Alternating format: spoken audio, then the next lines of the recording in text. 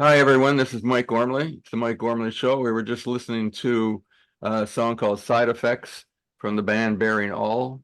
And the band, which is two people, and both are here with us today.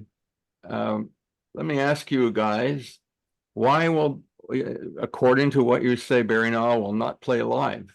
Is it because there's too much technical stuff, or you just don't feel like it, or what's the story? Um, should I do this one first, Steve? Yeah. Um, yes, that's your first question is it's would require a number of musicians to render it the way we would be happy with it. Time consuming to teach them the stuff. Um, and I think it's not necessarily fair to say we will never play. I mean, I can't say never to anything. However, it would be difficult to do, and I'm not sure that it's the intention realized that what Bearing All is about the experimentation and then the rendering of it. But go ahead. Well, along those lines, one of the things we did discuss was like maybe at an art gallery installation to do what we did as we wrote it, as Right. opposed to playing the album, Right. to find a way to construct things on the spot, um, was a possibility. So that In Bearing conjunction All, with Bearing All is not a pop band that plays yeah, gigs. in conjunction with the art. And again, like what I was saying about the pop song having hit the wall. In a lot of ways, I think the band showing up, people come and see my band. We're playing a set at 10 o'clock at this club. Um, that's not going away by any means, but I think it's morphing, into other things, like Steve just said, maybe it's an art gallery, an immersive audio thing. Maybe it's in conjunction with a film, which is like what Side Effects is all about, if you want to talk about that quickly. Um, Sort of. I wanted to know if in the process of recording, you were talking about having horns brought in and other musicians brought in. Did you guys go beyond the guitar as musicians, not as writers? Did you play other instruments? Because I know you Oh, yeah. do Oh, from time yeah. to time. Yeah, I mean, I've got a few flute parts, and I did some bass parts and Bass drum keyboards. drum programming. I played Udu, Yeah. Oh, yeah. We played a lot of stuff beyond, actually, a toy lot, pianos. yeah, pianos. No, we played what we thought we needed, and if we couldn't play it, we brought someone else who could. Well, yeah, we brought in friends and colleagues to do what we actually couldn't do. So Jacobs The Kelly. Zacchelli for cello, Rhea Yarborough for a female voice, Brendan McCreary came in and sang for uh, a second voice to counter Ira's voice, along with Mark Mann on a couple songs, did the same thing.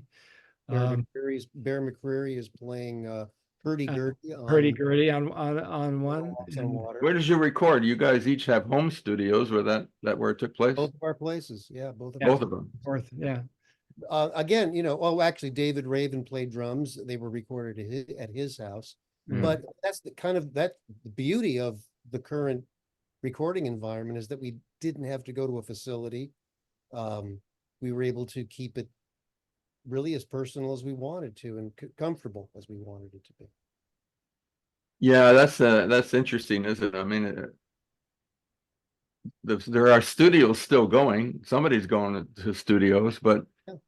it's just It so would- seemingly easy. It wouldn't serve us, I don't think. I mean, let's say that we did the horns for Arthur Murray's Dancing Pants in a studio, that might have actually been a good thing, because the leakage thing, I don't know, Steve.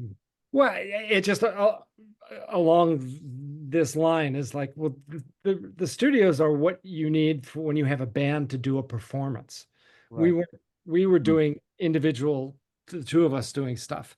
The thing that most studios these days don't do are having a band come in and do a performance.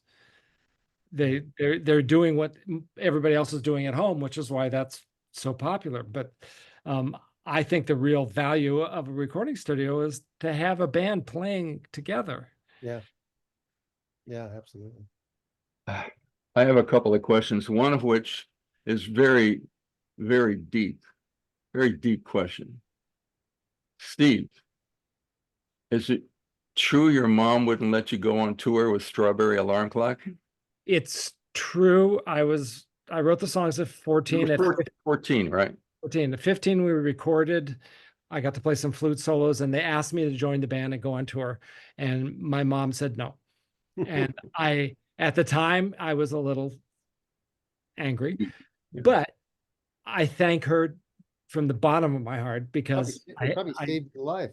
yeah, I didn't get involved with the drugs some of the band members ended up doing, and I got an education that I think has served me well.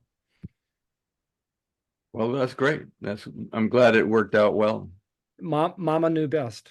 All right, we're going to head out now. And we're going to head out with get the full, no little bits anymore. We're getting the full song of Arthur Murray's Dancing Pants. That's dance. And Yeah, apostrophe. apostrophe pants. Right. Do you want to know where the title came from? Yeah, quickly. It's a good one. So we were looking for a title, and in Santa Monica, there's a side of a building, and I think it's still there. It was Arthur Murray's dance studio. It's on Wilshire up in Santa Monica. And I drove by and I said to Steve, Arthur Murray, who knew it was still there? And would anybody even know about it? When we were kids, he had the TV show, Arthur and Catherine Murray. They were on TV dancing. And so that's maybe you did. I don't remember that one. Canada, you guys probably got to take it later. But that's how it happened. And the idea that nobody knows who Arthur Murray is, I don't think. Maybe some people. It's still around. It is still around. It does because it's still around. And I guess it's still teaching people to dance. I guess it's a franchise of some sort. Yeah. And just the idea that it was so out there. Steve came up with the dance. I came up with Arthur Murray, and Steve came up with the dance and dance. True collaboration. Yes, there you go. Sums it up. Well, it's been great having you guys here. For people listening, again, it's a band called Bearing All. It's Ira Ingber and Steve Bartek, veteran musicians, veteran Los Angeles musicians. Just say old guys. Oh, okay, it's a couple of old guys. Couple of old guys who are still thinking somewhat on the younger side of things. Good. That's a nice combination. You got history and something new all in one. Yeah. Well, maybe this song will show that, but let's listen to Arthur Murray's Dancing Pants. And thanks so much for being here on the Mike Gormley Show. And thank everybody else for listening. I thank the people listening for 3 or 4 times now, so I must really mean it. Yeah. We thank you, Mike, for inviting us. Thank you. Good to see you guys.